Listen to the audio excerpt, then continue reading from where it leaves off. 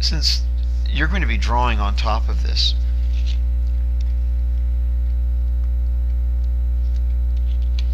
in Painter, you want to scramble the pixels so that you do not have this hard line. Okay? You want something nicer than that. And you want to get rid of this border. First thing we'll do is scramble the pixels. You'll remember from class the way we do that is edit, transform, rotate, type in 11 degrees, hit OK, commit transform. We had discussed how in order to rotate a layer, Painter temporarily throws it into a low resolution state. Committing transform commits that, okay? And then we're going to mirror it, not mirror, but rotate it back. This time minus 11 degrees. And we'll commit transform again. Now you might wonder, first off, why we do that, but you can see it gives us a softer curve, which is going to be a lot more copacetic with the drawing paintbrushes that we use in Painter. They're much more similar. Okay. You might wonder why I hit commit transform. Why did it just rotate and unrotate? If you don't commit transform after each rotation, instead of scrambling the pixels, Painter will remember where they were originally, and basically what you will have done is just undo, and you won't get this softening that we need. Okay. Also, I take my template or whatever I bring in from Rhino, and I kick it down to about 75% because I never work with a black line when I draw. It looks too artificial. Last thing I'm going to do is remove that border. To remove that border, I'm going to floater adjust, get my whole layer visible again. R for selection, drag a window around my rings. I'm going to invert my selection. I can do that here.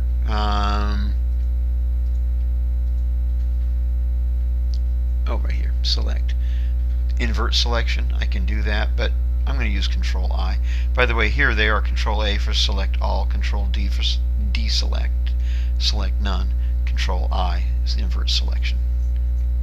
That selects everything but my rings.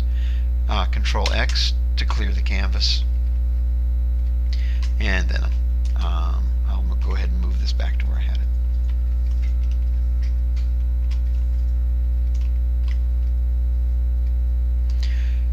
Somewhere like that is fine.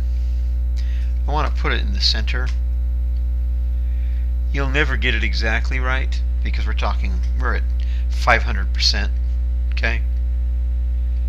That's kind of crazy. We're talking about the thickness of a pixel, which doesn't ever matter, but you will see the difference, and don't get obsessed about it. Just double check by drawing a dot. Okay? If it doesn't look centered, then move your thing over and try again. And see, even though this looks off-center, these are centering up. It's all about the display and the fidelity of the display and how well Painter can display things. When you have these centering up on both sides, you're centered. Once again, as I mentioned in class, actual size in Painter is about 30%.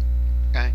So it's like this. So we are zooming into a scene level, and the display can get kind of weird when you're working that small.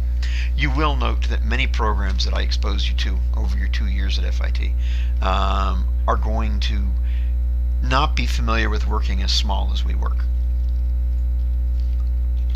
And so displaying things properly gets to be a challenge for the software. Sometimes we just scale things up and then scale them back down before we output. But sometimes we just say, okay, fine, the software is having a hard time showing it to us. That's all right. So I've got this set. Now I need to bring in the reference I want to use. The images we're working on from class is the top one here. So I'm going to select it over here in the corner, R for my selection window. Now, when you select and you copy this, it won't let me. Could not be completed because the selection is empty. Wow, that's mysterious unless you look at the layers. Remember we talked about in class how actions only take place on the currently active layer, and that's the one highlighted in green. So we want to select it from reference 1. Control C for copy. Turn off reference 1. Control V for paste, and there you can see it. I'm going to bring that down alongside my drawing. I'm going to free transform it so I can scale it, because I can, under edit I can transform scale, but if I do that I have to type in a percentage, and I don't know what the percentage is. Free transform allows you to make adjustments freehand. Okay, I can move it around, I can squish it, I can stretch it. Okay,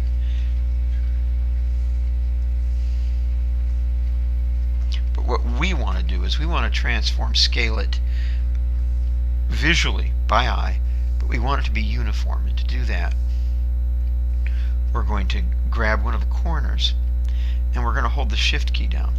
By holding the shift key it will scale uniformly, and I want it bigger than my drawing so that it makes a nice easy reference to look at, but I don't want it huge. That's good. I'm going to lay this off to the side. I'm going to zoom in. Now I want to be aware of how much I'm zooming in. 200% is usually plenty. I'll zoom in more later. I'm going to want to put my brush size at about 1.6, opacity between 50 and 60%. Grain I'm going to want to set low because I'm drawing small, say around 20%. Now your brush may not show grain. If your brush doesn't show grain, Painter 12 doesn't have this fluke, but Painter 13 does. It often, for 2B pencils, doesn't show you grain. It shows you something else like bleed or something like that that has nothing to do with us. If that happens, all you do is come in here and pick any other brush. It doesn't matter which one. And then come back to your list of recent brushes and reselect your 2B pencil. Okay? And then for sure grain will show back up. So I'm tempted to zoom in because it's easier for me to see, but I'm not going to, because I want to make realistic judgments that if I'm zoomed way in I'm not going to be able to make.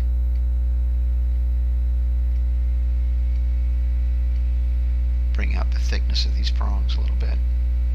I can see a little bit of the back side of that swoop, so I'll put that in. Change to white. Erase out. If your thing isn't erasing, it's because you do not have your brush set to cover. You have it set to build up that we were doing at the beginning there. So if you're not erasing with your white, be sure to check on your brushes palette and make sure you're set to grainy cover and not build up. Okay. So that's a good start. I want to be able to verify that my elevations are staying where I want them. So I need a construction line. You get those in Painter by pulling out what they call a guide. To get a guide, you have to have rulers visible, so you go to Canvas, Rulers, Show Rulers. Now this is Painter's effort to be precise. These are pretty useless. I've never found them to be accurate enough to actually use. But they're the only way you can access guides. To access a guide, you pull it from the side of the ruler. You actually will have to move this over a little bit so you can reach in and grab it. Click anywhere in the ruler and you can have a guide that you can pull down. And when you let go, that's where it will stop. I don't like to have my guides right on top of where I'm drawing, so I stop a little bit outside of where I'm drawing.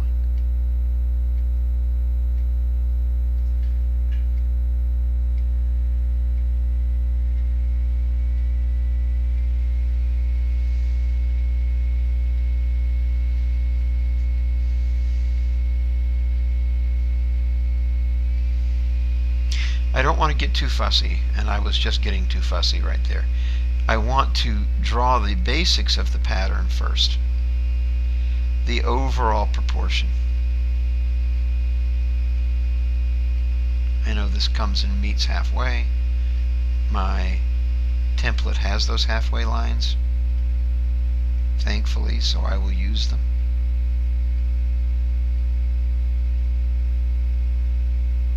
You see this slash that took off to the side?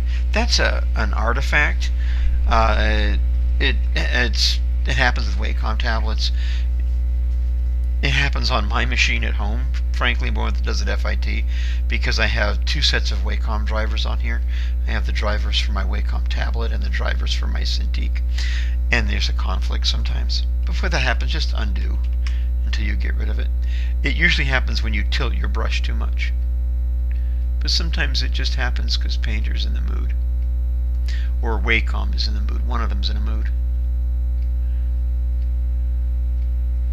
Just want you to know you're not crazy and you didn't do anything wrong.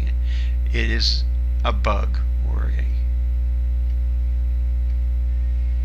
eccentricity of the way the tablet and the software work together.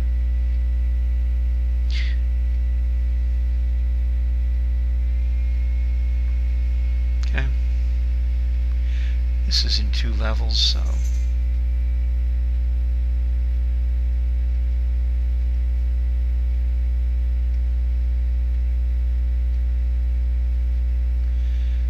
erase out the things that I know will not remain. Now, as I pointed out in class, sometimes if I have an intricate design like this, I'll erase out the pavilion so that it's easier to see.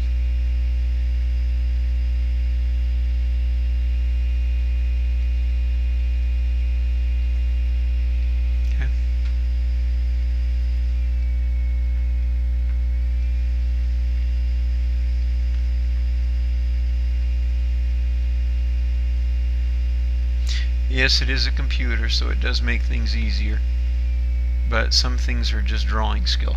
Getting this to be symmetrical is a question of drawing skill.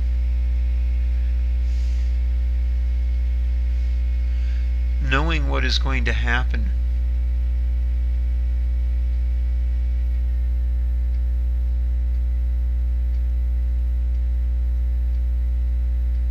in here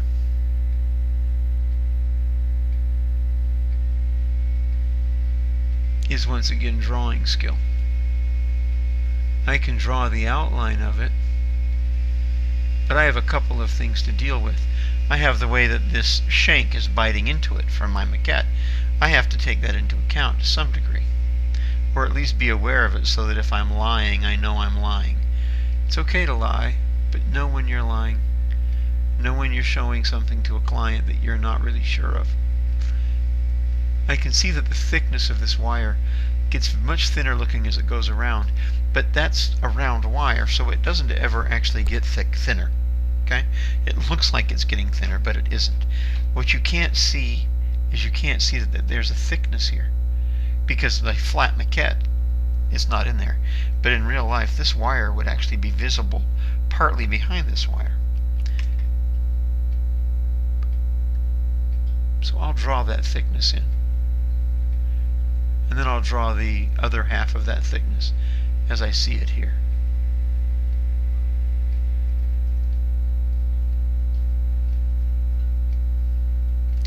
And the same thing here. I will see the full thickness of that wire, even though here it actually disappears. That's because that would be the front edge of it, and the front edge of it I don't see. But I do see the thickness of it, the side of the wire, basically. And once again, how do you know this? By drawing. This is the ability of just knowing how to draw, drawing from observation, understanding how things work when you draw them.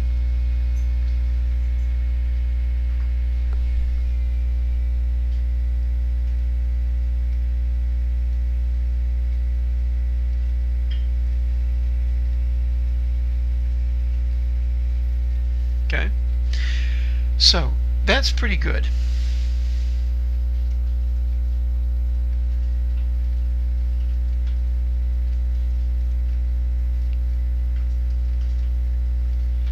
In my design, this upper portion, it feeds into the prongs, and this is the crisp part that stands away from the prongs.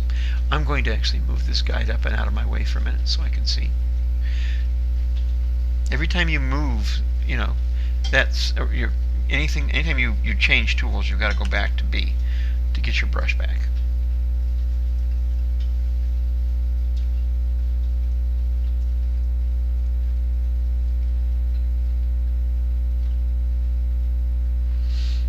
How that's actually going to work in real life, well, that's a challenge. This element I've drawn. I imagine I'm going to have a slight crease at the base of the prong that can then fade out to a rounded prong. I would imagine that's what's going to happen. Remember, I'm working from a maquette, not a sculpt. It's not a full model. If I did a full model, I'd have Rhino draw this for me. The height of the prongs is a little high.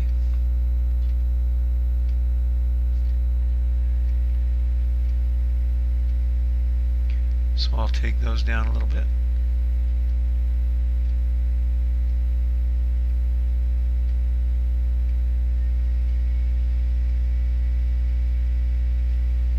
And the last thing I need to do is my shoulders. The shoulders are going to come up in between the prongs over here on the side, which will be like this.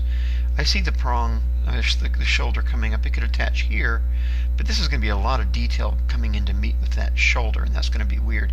I actually see it coming into this hole, this gap, and then covering to some degree a portion of these two motifs on the side of the basket. So I'm going to depict that in my drawing. Bring my construction line down along the bottom edge of that, and that's about how high I want my shoulder to go.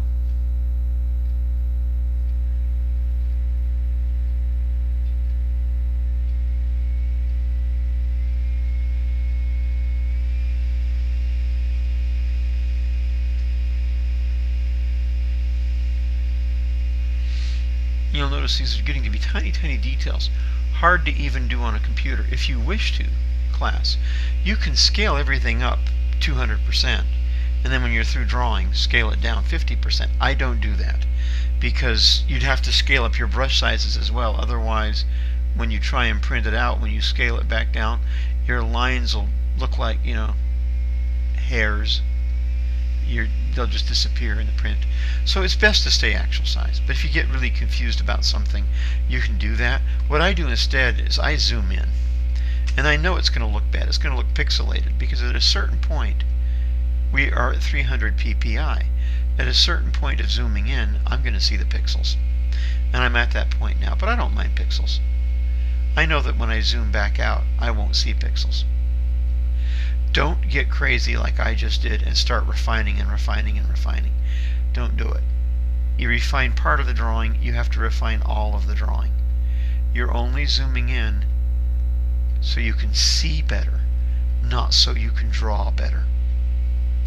As soon as you can zoom back out to 200%, get back out to 200%. Okay, I want to take into consideration what happens at the edges here.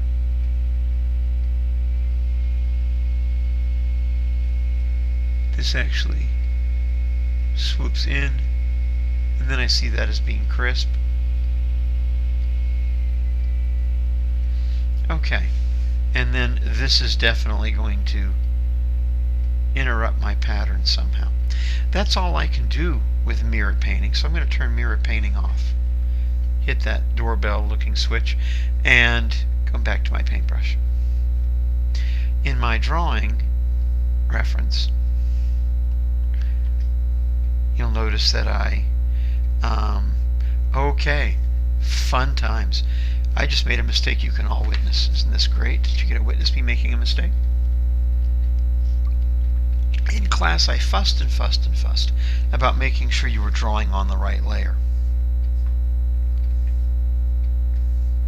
I've been drawing on my reference layer. It's okay. I'm going to drag a window around everything that I have drawn. To add to a selection, hold down the Shift key.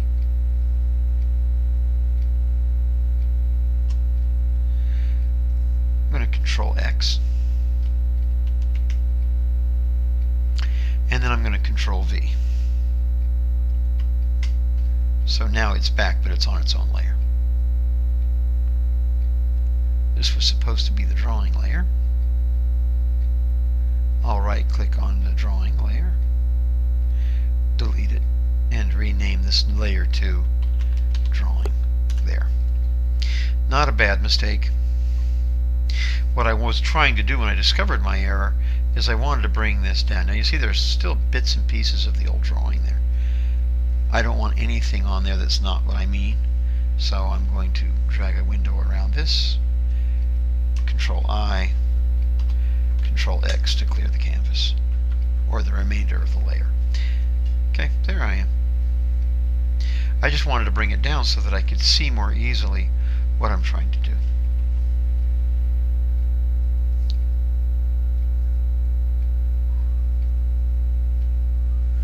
It would be good to have mirror on for a minute. There's some dirtiness on my canvas I want to clean up. There. Turn the mirror back off. Okay, so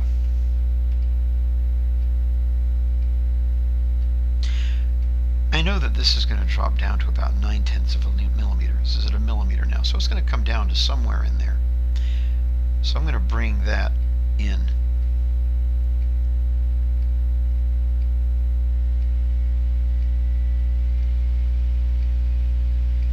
I know that this is going to bite into the side of it, so I'm going to draw a slight curve because it's a half round or a rounded wire.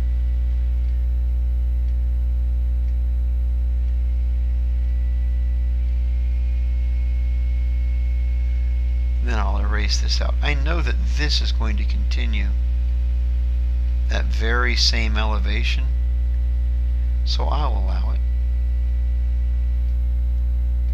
to get that elevation on this side because I have it coming across. I brought over my construction line so I had it for reference.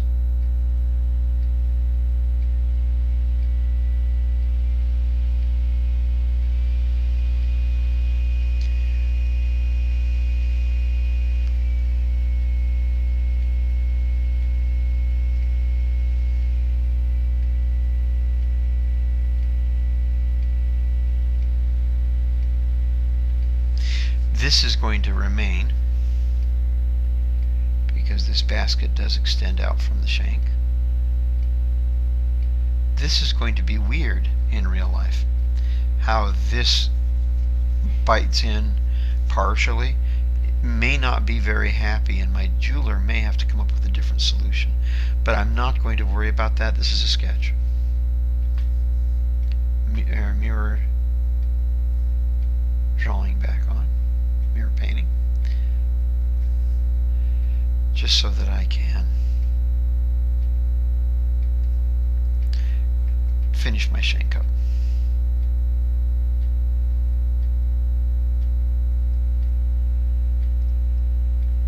I want to be careful as I come in close because the two sides of this have slightly different needs.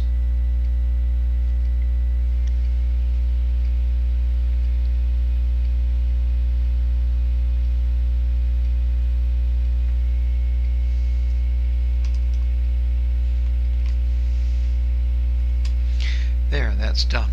Okay. Even though ruler's not showing right now, it's still there. If I pan my canvas by holding down Shift and dragging, you can see it's still there. It's just not showing up. That's okay. I know it's there. I can double click in it and hit delete all guides. Yes. I want to remove. Turn off my mirror. And my homework is done for the first one of these. Now you're going to need to pick a second design to do on your own. You can pick any one. By the way, I don't want to use reference to anymore, so I'll right click on that, which is the back of my toggle switch, and delete it. I can pick anything from these two pages that I want. work with. If you want to come up with your own design, you can. It's just these are pre-done and they're going to be easier for you to work from. Okay, so guys, that is it. That is our tutorial. Oh, one more thing I want to show you. Okay, right now I have my reference layers turned off. I have my drawing. I have my template. Okay. Eventually, I'm going to want to move this drawing. Okay, I'm going to want to move it so that I can lay it out on my canvas, because right now all of my rings are going to end up in the same places I'm doing my sketches, and that's not a good thing. Okay, so I'm just going to move my drawing. Select it, floater tool, and move. Oops. All I have is the non-rhino line work. I want to move it and the rhino line work. But I don't want to move it and the whole template. Okay? I mean, that's easy to do. I can just select them both. I don't want to do that. I just want to move the drawing. To do that, I'm going to drag a window to select. Rhino has a mode of selection. I forget Painter. Sorry, I'm going to do that a lot this semester. A lot of software names being thrown around. In Painter, there's a selection mode where you can copy. It'll be here. I forget what the name of it is. Copy merged, right there. It's called copy merged. It's Control-Alt+C. What that's going to do is it's going to copy everything you see as a merged canvas. It's really great. So when you need it, it's perfect. So I'm going to Control-Alt+C, and then I'm going to Control-V, and there it is. For clarity for the tutorial, I'll call it merged copy. Now, if I turn off my drawing and I turn off my template, my merged copy is still here. If I turn off merged copy, it looks the same, but if I turn off drawing, we have the template. The merged copy has it all. It has everything, which means with that merged copy, I can now take my floater adjuster and move it freely. That's great because I can move it over here, for example, for now. Let's say I want to put it right on top of this one. I can change its composition method to gel.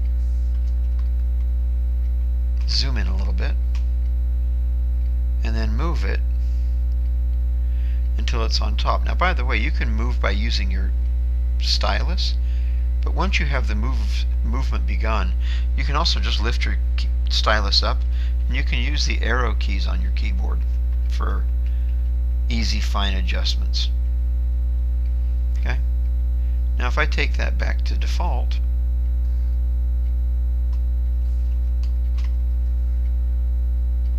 I have that. I can drag a window around my drawing, and I can now clear it, Control-X. I can now draw some more on the drawing layer if I want to, because this is all centered up on my mirror line and everything the way I want it. And have this right next to it if I need it for reference or whatever.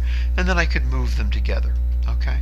It's a useful thing to understand for layout at the end, because at the end of this project, for example, I had 10 rings. I wanted to be able to arrange and lay them out. So in my actual design work, I would never call this merged copy. I would call it drawing 1 or ring 1. Okay? Find a name to call it in your file, and then lock it so it can't get hurt. And you can turn it off if you want to. And go back to drawing and do your second ring. Okay? That's it, guys. Thanks for watching.